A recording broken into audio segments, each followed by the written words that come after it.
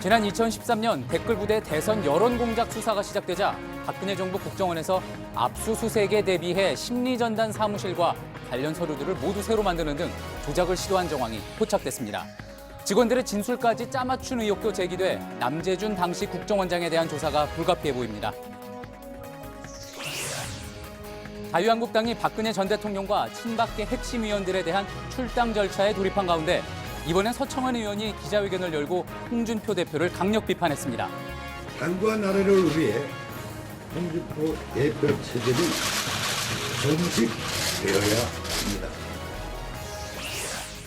러시아 모스크바에서 열린 핵 비확산 국제회의에 참석한 북한 외무성 최선희 북미국장을 JTBC가 국내 언론으론 단독으로 인터뷰했습니다. 우리 비핵화를 전제로 하는, 목표로 하는 그런 그 회담에는 나가지 않겠다는 이런 입장을 명백히 했고, 지금으로선 한국과도 접촉할 이유가 없다고 못 박았습니다. 아베 신조 총리가 해산시킨 일본 중의원 선거가 오전부터 진행돼 잠시 후 끝납니다. 아베 총리의 자민당이 절반 이상 의석을 얻을 걸로 보이는데 연립여당 전체로 보면 개헌이 가능한 수준까지 될 수도 있습니다. 주말 동안 불과 30km 떨어진 강원도 횡성과 홍천에서 한우를 주제로 한 축제가 동시에 열렸습니다. 비슷한 행사가 비슷한 장소에서 중복되곤 하는 한국의 지역 축제들, 문제점과 그 해결 방안을 짚어봅니다. JTBC 뉴스룸 지금 시작합니다.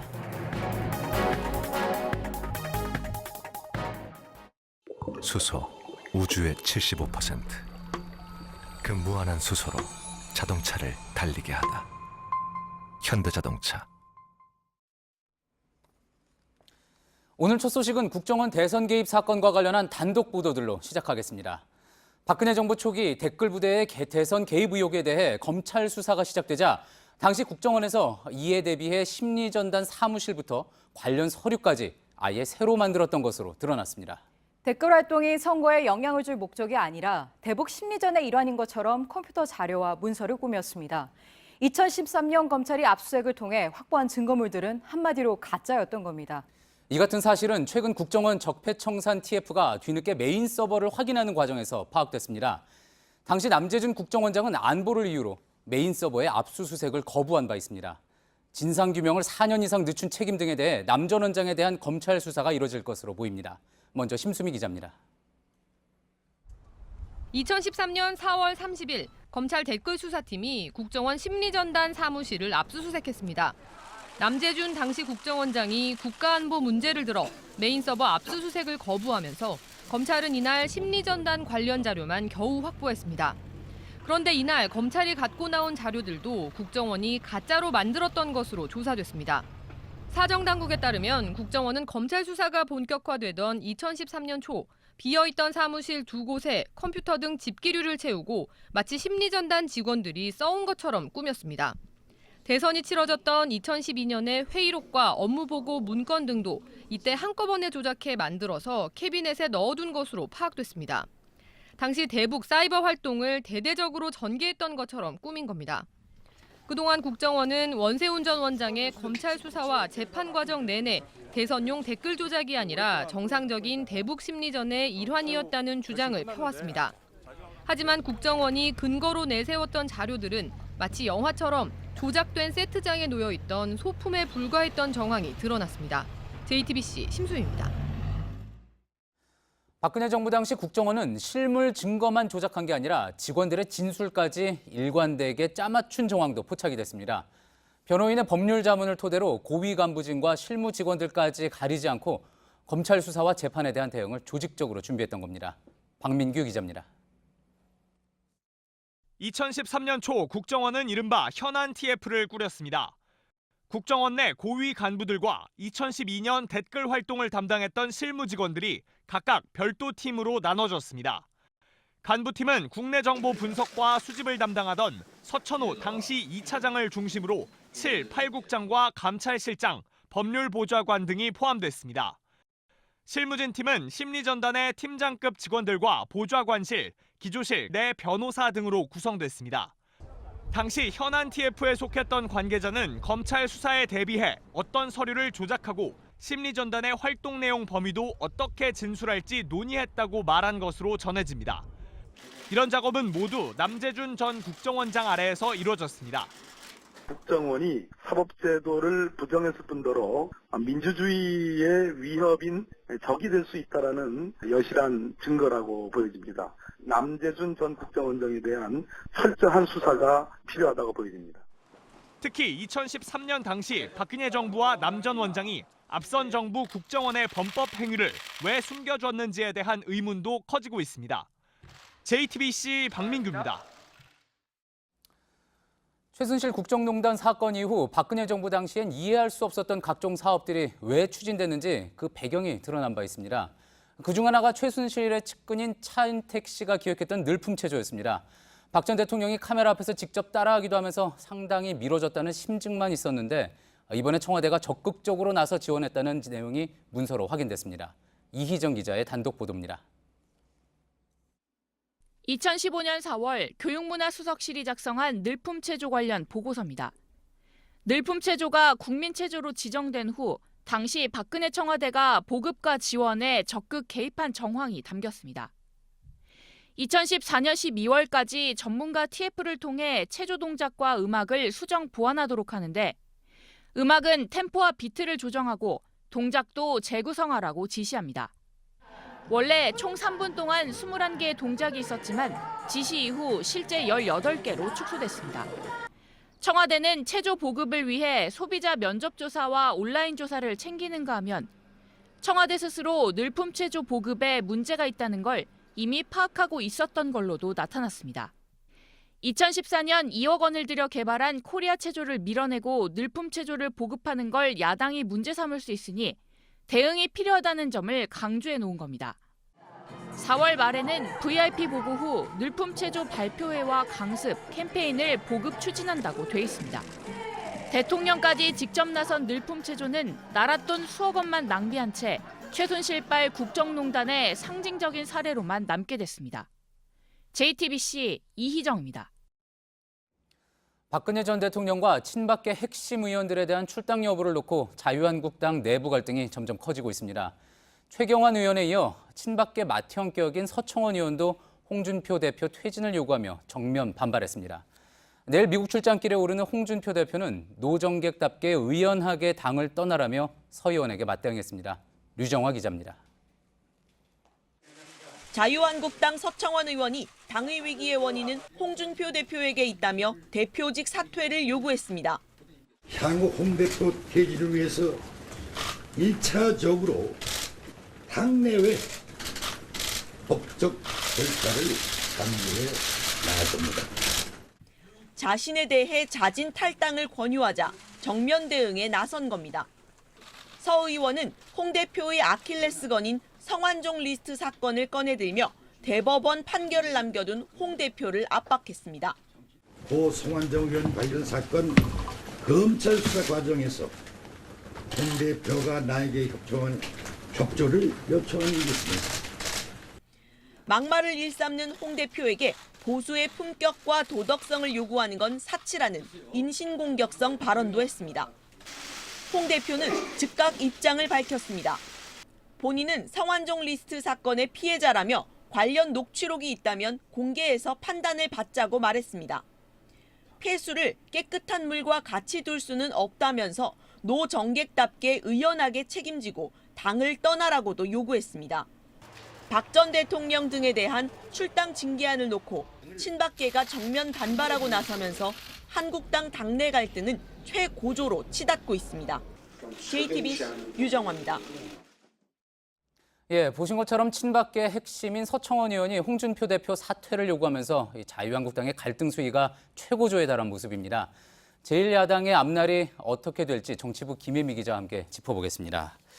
김혜미 기자, 우선 서청원 의원이 기자회견에서 성완종 리스트를 언급했습니다. 구체적으로 어떤 내용이었던 거죠? 네, 아시다시피 현재 홍 대표는 성완종 리스트 사건으로 이 대법원 판결을 앞두고 있는데요. 예. 서 의원이 오늘 홍 대표가 이 사건과 관련해서 검찰 수사 과정에서 협조를 요청한 일이 있다라고 폭로를 한 겁니다. 예. 그러니까 2015년 수사 당시에 경남지사였던 홍 대표가 친박계 핵심인 서 의원에게 수사 무마라든가 아니면 유리한 방향으로 진행되도록 부탁을 했다. 이렇게 해석이 될 수 있는 부분이기 때문에 예. 기자들이 구체적으로 도대체 무슨 협조를 요청했느냐 이렇게 예. 물었는데요. 우선 서 의원은 홍 대표에게 물어봐라. 만약 홍 대표가 진실을 얘기하지 않으면 진실을 증거로 대겠다라면서 일단 즉답은 피했습니다. 예. 그러니까 결국은 지금 홍 대표한테 공이 넘어간 셈이군요. 네, 그래서 홍 대표 바로 오늘 자신의 페이스북을 통해서 입장을 표명했습니다. 예. 일단 전화는 했다는 겁니다. 그러니까 서청원 의원에게 전화를 해서 나에게 돈을 주었다는 윤모 씨는 서 대표 사람이 아니냐. 그런데 왜 나를 몰고 들어가느냐. 자제시켜라라고 요청한 사실이 있다라고 밝혔습니다. 그러니까 예. 뭐 회유라든지 부탁을 한 게 아니라요. 거짓 증언을 하지 말라라고 당당히 요구를 했다는 주장인데요. 그러면서 홍 대표는 그간 서 의원 측에서 이런 내용을 근거로 해서 오히려 협박을 당했다 이렇게 주장을 했습니다. 예, 또 진실 공방으로 가는 모습인데 네. 어쨌든 두 사람 모두 이제 성완종 리스트 수사 당시 통화나 접촉을 했다는 사실은 인정을 한 셈이네요. 그렇죠. 물론 양측은 이제 180도 다른 주장을 하는 예, 거지만 그런데 이 당내 인적 청산 논란이 나오고 있는 와중에 갑자기 이 얘기가 나온 배경이 있습니까? 네, 아무래도 이 서청원 의원 입장에서는 홍 대표의 금품 수수 의혹 등을 근거로 해서 그런 자질을 문제 삼아서 현재 이 징계 논의 자체가 정당성이 없다라는 점을 강조하려는 전략인 것으로 보입니다. 아, 이게 정당성이 없는 사람이 추진하는 것은 그렇죠. 그 자체도 정당성이 없다 예, 이렇게 예. 가겠다는 거군요. 그래서 오늘 서 의원 이 얘기 외에도 홍 대표에게 품격과 도덕성을 요구하는 건 사치라는 비판을 했거든요. 예. 그것도 역시 이런 맥락으로 볼 수 있을 것 같습니다. 그리고 이 얘기에 대해서 홍 대표 역시 이렇게 맞받아쳤는데요. 감옥에 있을 때 MB에게 요구해서 감형, 석방시켜주고 사면해준 사람에게 고맙다는 인사를 할 때는 언제고 아하. 그러느냐 이렇게 맞받아쳤습니다. 결국은 이 출당을 둘러싼 힘겨루기가 개인 간의 어떤 폭로전으로 번진 그런 모습인데 그래서 서 의원 측은 그래서 앞으로 어떻게 하겠다는 입장이 있습니까? 네, 일단 서 의원은요, 대법원 판결을 남겨둔 홍 대표의 자격 여부를 당 윤리위에 회부하는 방안을 언급하기도 했습니다. 예. 그래서 서청원, 최경환 의원이 만약에 잦은 탈당을 하지 않고 계속 버틸 경우에는 그 두 의원을 제명하려면 의총을 열어서 3분의 2 이상이 찬성을 해야 합니다. 그래서 서 의원은 오늘 이제 이를 막기 위해서 당내 친박 세력을 모아서 집단 행동을 할 수 있는 가능성을 내비치기도 했습니다. 예. 서 의원이 이제 최근 한국당과 바른정당이 통합하려는 움직임에도 제동을 건 바가 있죠. 네, 그렇습니다. 오늘 서 의원 이렇게 얘기를 했습니다. 탕아가 돌아오는데 양탄자를 깔아서 환영을 해야 된다는 말인가 라면서 예. 이 당론을 깨고 나간 사람들 또 정권을 빼앗기도록 한 사람들이 영웅시도에서 돌아오면 안 된다 라면서 이제 부정적인 입장을 밝혔습니다. 예. 현재 바른정당의 통합파는요. 한국당 내에 서청원 의원뿐만 아니고 이 친박 핵심의 인적 청산을 통합을 위한 조건으로 삼고 있기 때문에 서 의원이 강하게 이렇게 반발을 하면요. 바른정당 통합파 움직임에도 제동이 걸릴 가능성이 있습니다. 예, 잘 들었습니다. 지금까지 정치부 김혜미 기자였습니다. 문재인 대통령이 신고리 원전 공론화위원회의 결정을 존중한다며 신고리 5, 6호기 건설을 조속히 재개하겠다는 입장을 박수현 청와대 대변인을 통해 밝혔습니다. 문 대통령은 공론화위원회가 수기 민주주의의 모범을 보여줬다며 대형 갈등을 해결하기 위한 다양한 사회적 대화와 대타협이 활발해지기를 기대한다고도 덧붙였습니다. 문 대통령은 대신 에너지 전환 정책 기조는 이어가겠다며 신규 원전을 짓는 계획은 전면 중단하는 등 그런 동시에 월성 1호기의 가동도 중단하겠다고 말했습니다. 러시아 모스크바에서 이틀간 열린 국제 핵 비확산 회의가 오늘 폐막했습니다. 기대했던 북한과의 공식 접촉은 없었지만 국내 언론으로는 유일하게 JTBC가 최선희 북한 외무성 북미국장을 만났습니다. 북한은 대화를 통한 외교적 해결을 원하지만 비핵화를 강요하는 대화에는 응하지 않겠다고 했습니다. 자세한 내용 이지은 기자가 전해드립니다. 북한 최선희 외무성 국장은 회의장을 떠나기 전 취재진과 만나 핵포기를 위한 어떤 협상에도 응하지 않겠다고 강조했습니다. 그 조선반도 비핵화, 우리 비핵화를 전제로 하는 목표로 하는 그런 그 회담에는 나가지 않겠다는 이런 입장을 명백히 했고 대화 자체를 거부하는 건 아니지만 자신들의 핵 포기만을 의제로 삼지는 않겠다는 점을 분명히 했습니다. 대화를 통한 외교적 해결을 주장합니다. 그러나 그 대화의 전제가 바로 서 있어야 되고 또 조건이 없어야 되고 국가들 사이에 평등한 입장에서 그런 대화는 진행되어야 된다고 생각합니다. 북핵 문제를 풀기 위한 기존의 육자 회담에 대해서도 부정적인 입장을 재확인했습니다. 육자 회담이 이제는 더는 유용하지 않다는 입장을 분명히 했습니다. 다자의 역할이 꼭 이런 어떤 육자 회담과 같은 회의 틀거리에서만 있는 것이 아니라 이번 러시아 핵 비확산 회의에서 기대와 달리 북미 정부 당국자 간 회동이 성사되지 않은 건 여전히 북미 간 입장차가 크기 때문이라는 주장도 내놨습니다. 우리에게 최대의 압박을 가해서 우리가 핵을 넣도록끔 강요하겠다는 그런 취지의 대화입니다. 그래서 이런 대화에는 우리가 응할 그런 필요성을 느끼지 않습니다. 우리 정부와의 남북 대화에 대해서도 지금은 때가 아니라고 주장했습니다. 얘기할 무슨 특별한 의제도 없었고 또 지금은 그러한 분위기도 아니고 그러나 우리 인사는 나눴습니다. 최 국장은 북한의 핵 개발의 완성 시기와 ICBM 시험 발사 시기에 대해선 자신 있게 답했습니다. 이 미국과의 힘의 균형을 맞추는 것이 우리 최종 목표입니다. 거의 마지막 단계에 왔다는 것으로 저는 알고 있습니다. ICBM을 비롯한 여러 가지 로켓 발사들은 우리 최고 지도부에서 결심하는 그런 시기에 진행될 것입니다.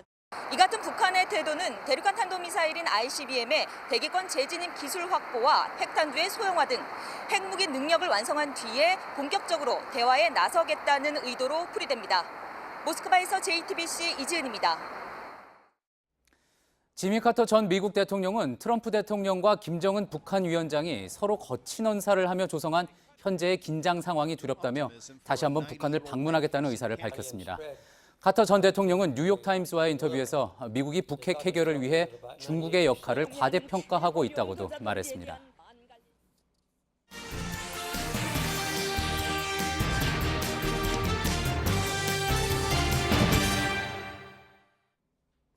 이웃집 반려견에 물린 뒤 폐혈증으로 사망한 한일관 대표 사고에 대한 논란 끊이지 않고 있습니다.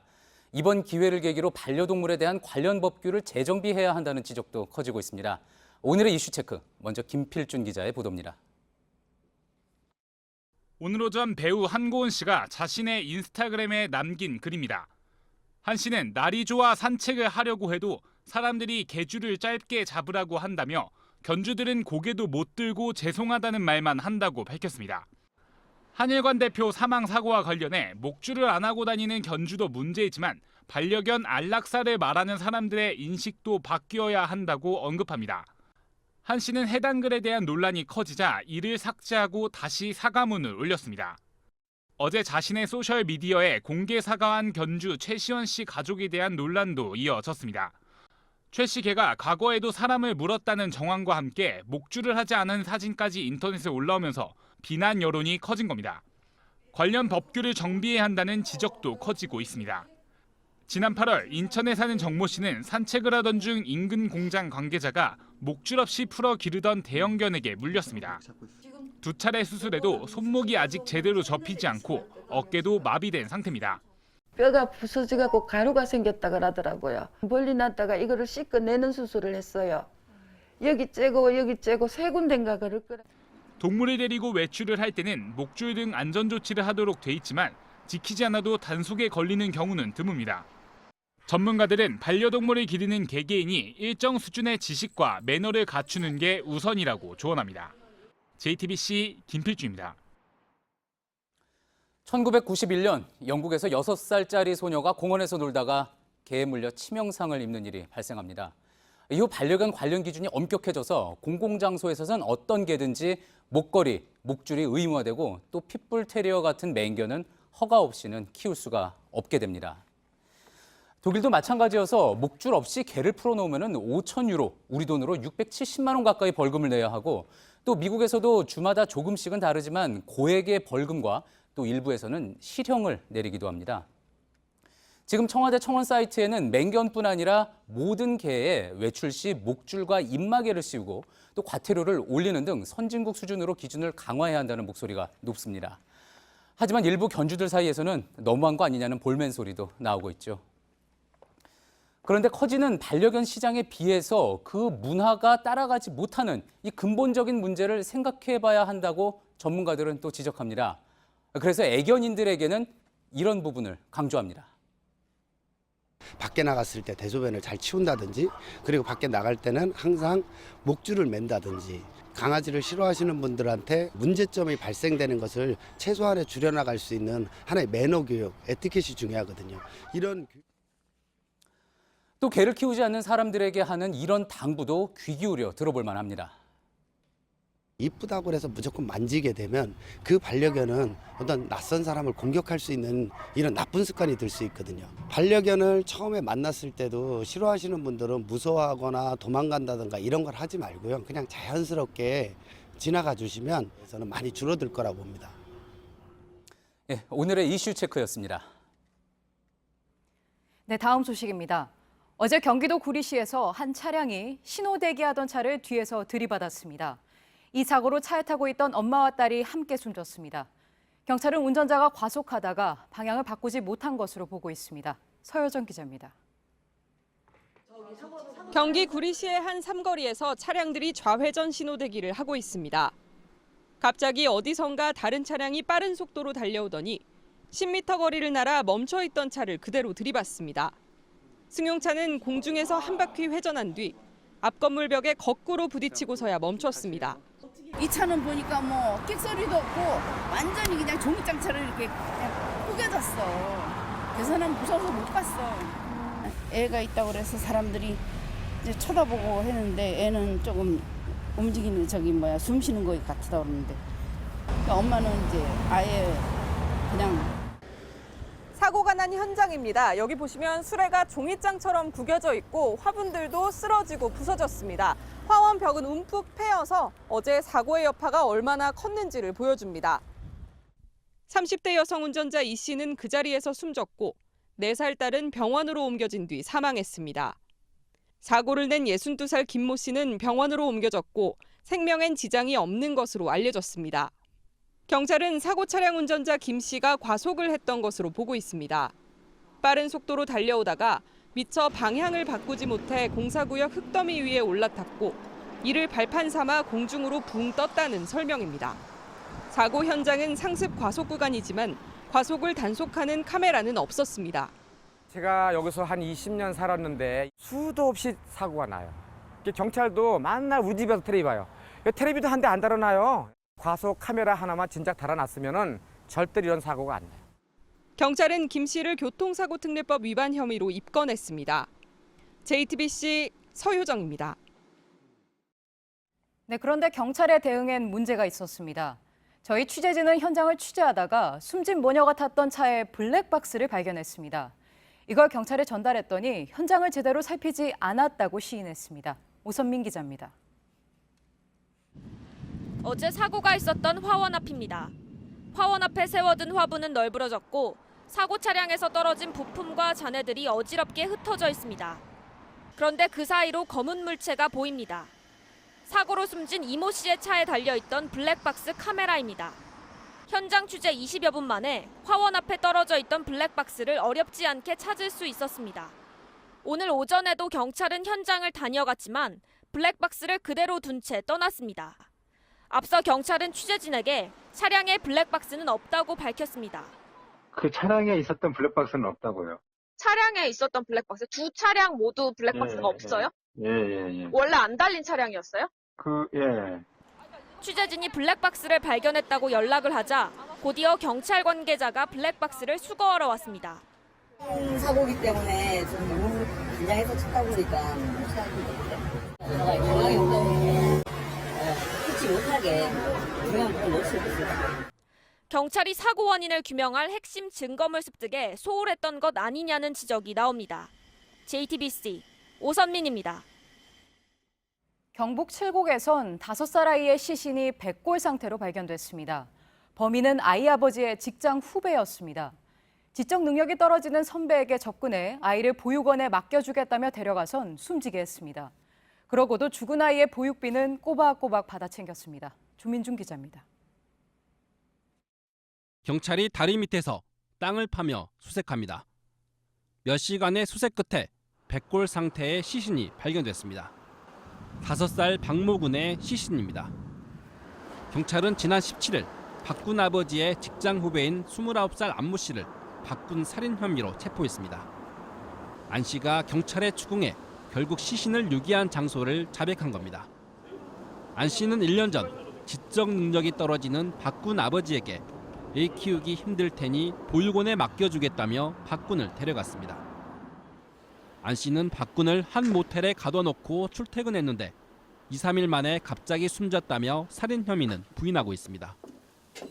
하지만 이후 6개월 동안 박군 아버지로부터 월 27만 원의 보육비 대부분을 받아 챙긴 것으로 드러났습니다. 그런데 몇 달 뒤 박군 아버지는 안 씨에게 아이를 보여달라고 했지만 거절당했고 결국 1년 후인 지난 10일에야 경찰에 신고했습니다. 불법 스포츠도 바꿨던 거 이런 걸로 해서 채무도 많이 밀린 상태에서 아파트 관리비, 가스비 이런 것까지 몇 달치가 밀려서 경찰은 시신을 부검할 예정이지만 백골 상태라 정확한 사인을 파악하기까지 시간이 걸릴 것으로 보입니다. JTBC 조민주입니다. 어젯밤 캄보디아에서 인천으로 가려던 에어서울 여객기가 엔진 이상으로 오늘 아침에야 출발했습니다. 출발해야 했을 시간보다 10시간이나 늦은 겁니다. 승객들은 활주로에서만 3시간을 대기했습니다. 정작 항공사는 불안을 키웠습니다. 이태경 기자입니다. 어젯밤 11시 40분 에어 서울 편으로 캄보디아 시엠립 공항을 출발하려던 승객 180명은 3시간 동안 비행기에 갇혀 있었습니다. 비행기가 이륙을 위해 활주로로 가던 중 엔진 이상이 의심돼 점검을 받아야 한다며 출발 게이트로 돌아온 겁니다. 엔진 오류로 그렇게 감동이 됐을 때요. 기름 냄새가 분명히 퍼졌어요. 불안해진 승객들이 내려달라고 요청했지만 항공사는 엉뚱하게도 즉석 투표를 제안하며 승객들에게 출발에 동의해 줄 것을 요구합니다. 죄송하지만 비행을 원하시는 분 손 한번 들어봐 주시겠습니까? 손님들이 여행을 포기하시게 되면 사실 오늘 비행기는 나갈 수가 없습니다. 아니 아까부터 내려달라고 그랬잖아. 결국 항공사는 새벽 3시가 돼서야 비행 시간을 오전으로 미룬 뒤 승객들을 내려줬습니다. 출발 지연 사실이 알려지자 에어서울은 언론에 오전 9시 51분에 승객 180명을 모두 태우고 공항을 출발했다고 밝혔습니다. 그러나 JTBC 취재 결과 승객 60명은 오늘 밤 출발하는 여객기를 타기 위해 캄보디아에 남은 것으로 확인됐습니다. 저희는 비행기 타지 않았어요. 에어서울은 뒤늦게 현지와의 소통 혼선으로 탑승객 숫자를 착각했다고 해명했습니다. JTBC 이태경입니다.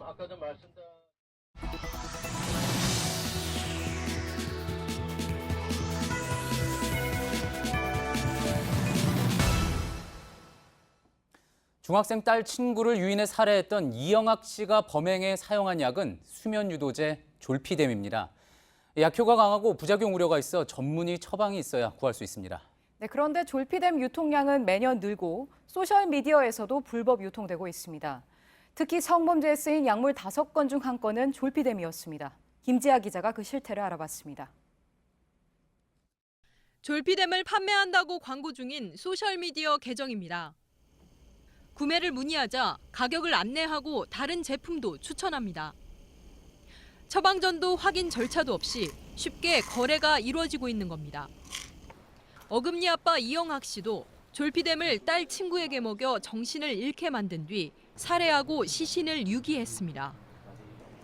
졸피뎀은 제2의 프로포폴이라 불릴 정도로 약효가 강력해 전문의의 처방이 반드시 필요합니다. 졸피뎀의 국내 공급량은 매해 증가해 지난해에는 180억 원 규모에 달했습니다. 처방전 없이 이루어지는 소셜미디어를 통한 불법 유통도 심각합니다. 불법적 경로를 통해 퍼진 졸피뎀은 범죄에도 악용됩니다. 국립과학수사연구원에 따르면 진정제 성분 약물 관련 성범죄 5건 중 1건이 졸피뎀 관련 범죄였습니다. 최근 3년 기준 졸피뎀 매출액에서 한국은 세계 6위였습니다. JTBC 김지아입니다.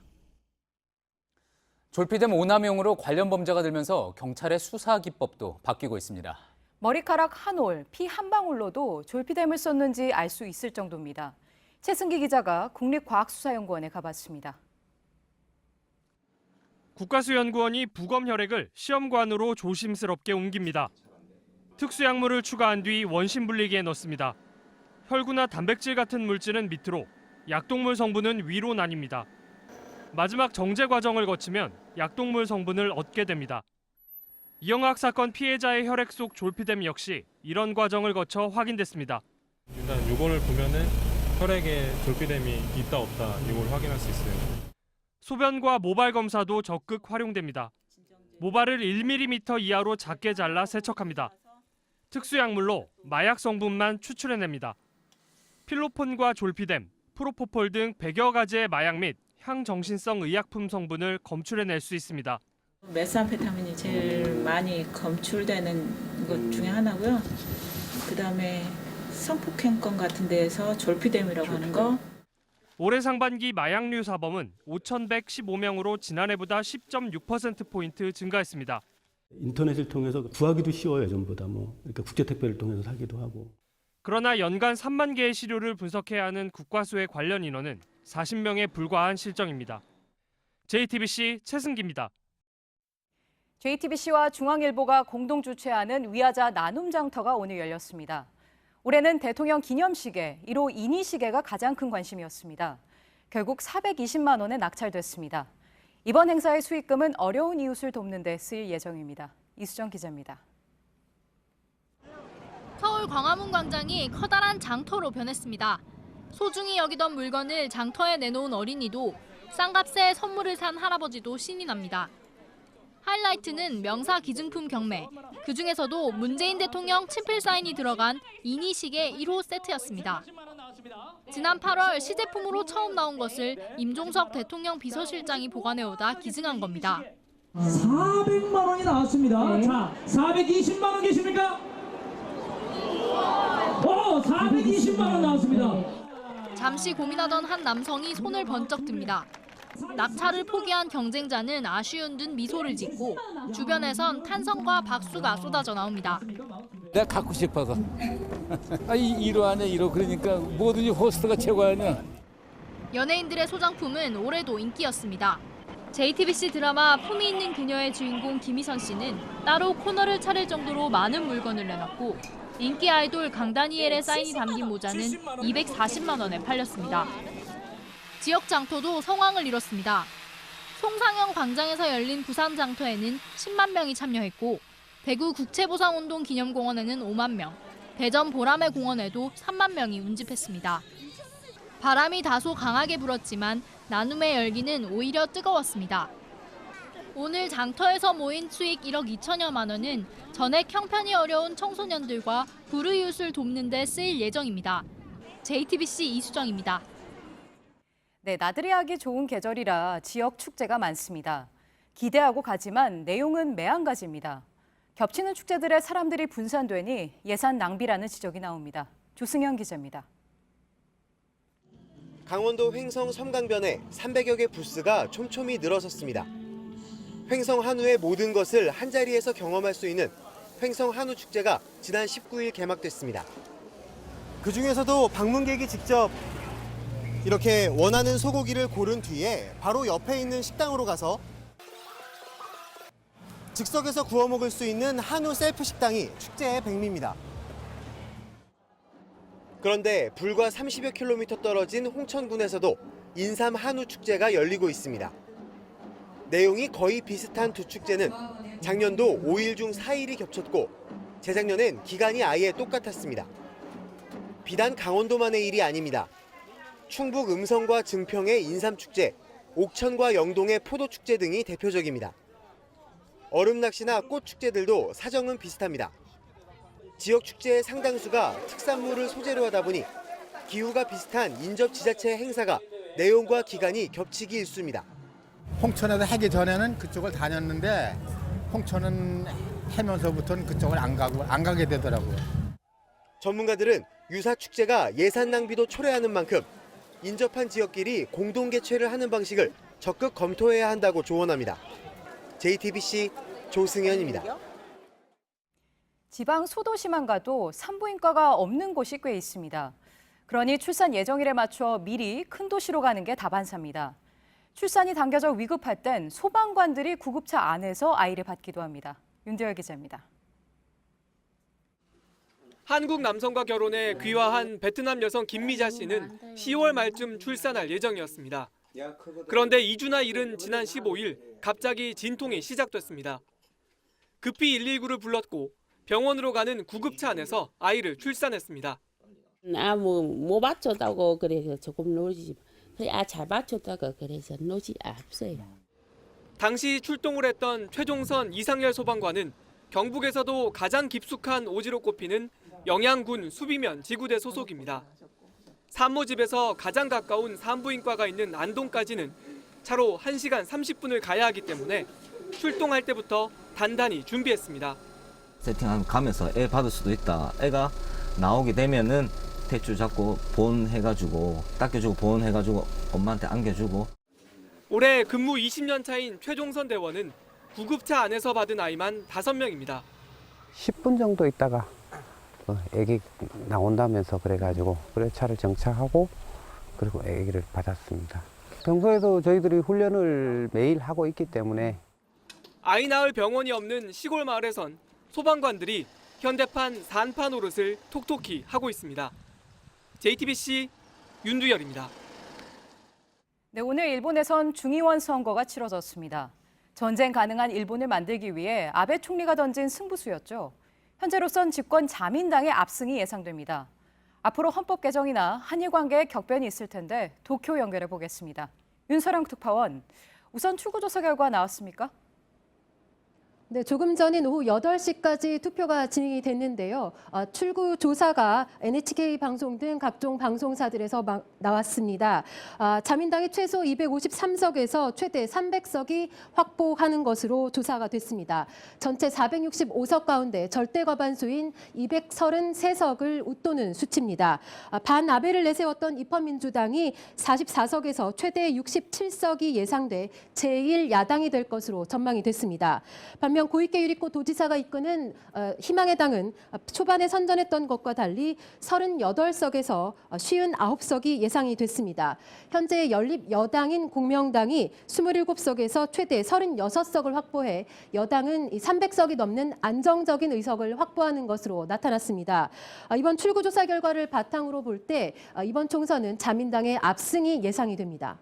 네, 사실 선거 초반만 해도 자민당이 압승하기엔 어렵지 않겠느냐 이런 전망이 있었습니다. 그걸 뒤집었네요. 네, 아베 총리는 지난달 이 중의원 해산 그리고 총선이라는 카드를 꺼내 들었습니다. 그때만 해도 이 학원 스캔들을 덮기 위한 대의 명분이 없는 해산이다. 이런 비판의 목소리가 높았습니다. 하지만 북한의 핵 미사일 도발에 따른 안보 위기는 자민당에게 유리하게 작용을 했습니다. 또 고이케 신당이 예상했던 것과 달리 이 선거 전략 부재 등으로 미숙함을 드러낸 탓도 큽니다. 이로 인해서 야당표가 분산이 되면서 결과적으로 자민당에게 유리한 이런 환경에서 이번 선거는 치러지게 됐습니다. 네, 이번 선거 결과가 우리와도 무관치 않습니다. 바로 헌법 개정 문제 때문이죠. 앞으로 어떻게 될 걸로 보입니까? 네, 아베 총리는 지난 5월 이 헌법에 자위대를 명기하는 방안으로 2020년에는 새 헌법을 사용하도록 하겠다 이렇게 밝힌 바 있습니다. 전쟁이 가능한 보통국가 일본을 헌법에 규정하겠다는 건데요. 개헌은 아베 총리의 정치적 과업으로 꼽혀왔습니다. 헌법 개정안 발의에는 의석수의 3분의 2인 310석이 필요합니다. 자민, 공명, 열린 여당에 개헌에 찬성하고 있는 희망의 당을 합칠 경우에 세력이 충분히 가능한 상황입니다. 또 이번 선거 결과 보수화가 한층 짙어졌다고 볼 수 있기 때문에 앞으로 위안부 문제나 독도, 교과서 문제 등 한일 간엔 갈등이 더 깊어질 요소가 생겼다는 분석입니다. 지금까지 도쿄에서 전해드렸습니다. 캘리포니아 북부에 난 산불이 벌써 2주째 이어지고 있습니다. 이곳은 미국 와인 생산의 85%를 차지하죠. 그 사이 건물 5,700여 채가 탔고 이재민은 10만 명에 달합니다. 다행히 큰 고비는 넘겼습니다. 산불의 흔적은 처참합니다. 나파밸리처럼 유명한 양조장과 포도밭이 다 타버렸습니다. 와인의 상품 가치에도 비상등이 켜졌습니다. 숙성되던 와인과 포도밭이 산불 연기를 쐬면서 와인 맛이 변할까 봐 우려되고 있습니다. 부소연 특파원입니다. 나파의 유명 와인 양조장 시그노렐로 에스테이트입니다. 고풍스러운 건물은 온데간데 없고 잿더미만 남았습니다. 와인 시음장 건물과 포도 농장 17만 제곱미터도 곳곳이 피해를 입었습니다. About earthquake, but we don't think about the fire. 캘리포니아주 역사상 최악의 산불로 와인 양조장 40곳 이상이 전소됐습니다. 나파와 소노마 지역은 까르보네 소비뇽 와인이 특히 유명합니다. 와인업계에서는 산불 연기가 캘리포니아산 와인 특유의 맛에 끼칠 영향을 주시하고 있습니다. In the winemaking process, sometimes the smoke will get in, sometimes the smoke will not. So it will lead wines that taste flawed, wines that are smoky, and wines that aren't good.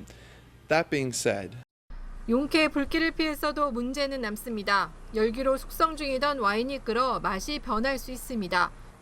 연기에 뒤덮였던 포도나무가 몇 년간 와인 맛에 영향을 줄 것이라는 우려도 높습니다. 나파밸리와 소노마 지역의 와인 양조장 관광을 위한 발길도 뚝 끊겼습니다. 식당과 온천, 호텔 등 관광산업의 손실도 현실화하고 있습니다. 로스앤젤레스에서 JTBC 부소연입니다. 오늘은 북상하는 태풍 란의 영향으로 바람이 강했습니다. 영남 지역에는 초속 20m가 넘는 강풍이 불어 가로수가 넘어지기도 했습니다. 항공기나 여객선 운항이 통제될 정도였습니다. 내일까지는 바람이 강하게 불 것으로 보입니다. 배승주 기자입니다. 대구 봉산 육거리 인근 5차선 도로를 15m가 넘는 가로수가 덮쳤습니다. 오늘 낮 12시 51분쯤 강풍을 견디지 못하고 쓰러진 겁니다. 인명피해는 없었지만 쓰러진 나무를 치우느라 인근 도로가 한때 통제됐습니다. 부산에선 빌라 외벽 타일이 떨어져 나가고 간판이 흔들리는 등 50건이 넘는 피해 신고가 접수됐습니다. 오늘 울산에서는 순간적으로 초속 29.8m에 이르는 강풍이 불었고 여수 25.4m, 부산 북항에서도 초속 25.3m의 풍속을 기록했습니다. 이 때문에 울산공항에는 오전부터 12편의 항공기가 결항됐고 제주 인근 바다에서 최대 4m의 높은 파도가 일어 일부 배편이 통제됐습니다. 현재 일본 오키나와 동쪽 해상에서 21호 태풍 란이 북상 중입니다. 한반도가 태풍과 북동 지역의 고기압 사이에 놓여 기압차가 커진 게 강풍의 원인이라고 기상청은 분석했습니다. 태풍 란이 내일쯤 온대 저기압으로 소멸하겠지만 내일까지 남부지방에 강한 바람이 계속되겠습니다. 이후로는 이번 주 내내 별다른 비 소식 없이 맑은 날씨가 이어지겠지만 기온은 지난주보다 떨어져 다소 쌀쌀한 한 주가 될 전망입니다. JTBC 배승주입니다. 예, 내일부터는 좀 쌀쌀해진다는 소식이군요. 네. 주변에 감기 걸리신 분들 많은데 조심하셔야겠습니다. 출근길에는 따뜻한 겉옷 챙기셔야겠습니다. 저희가 오늘 준비한 소식은 여기까지입니다. 시청해주신 여러분 고맙습니다.